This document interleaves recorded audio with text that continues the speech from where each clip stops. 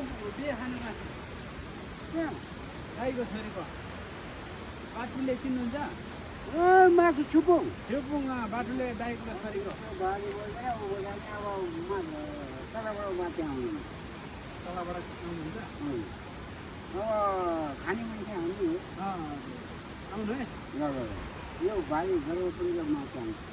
तपाईँ यता जानु भयो कि यता यता नि त्यो बोक्दिन्न म कतै क्याम्पलबाट लिएर आउनु त्यो स्कुल गएर बोक्दिन्न बोक्दिनु बाजेको मैले बोक्नुपर्छ बोक्दिनु बोक्दिनु आउनु परस मासुमा बोकिदिन्छ होइन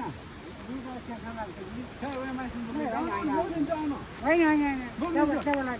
बुढो मान्छेलाई बोकिदिन्छु मान्छे बोकिदिन्छु ल्याउनु लामो ल हिँड्नु ए नाति हो नि त हामी त बोकिदिइहाल्छु नि ल सो गाइज मैले चाहिँ बाजेको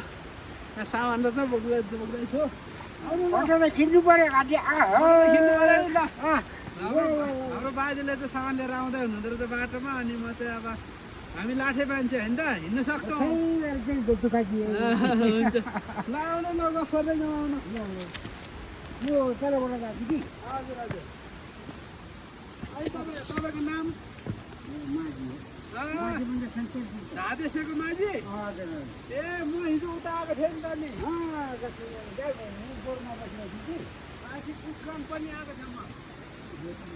तपाईँलाई कहाँ त जङ्गल गएको थिएँ अरे तपाईँ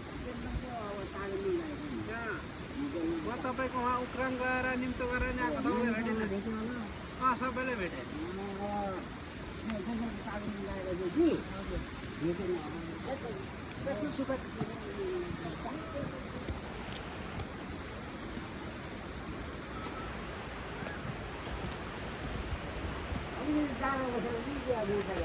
हजुर ठिक छ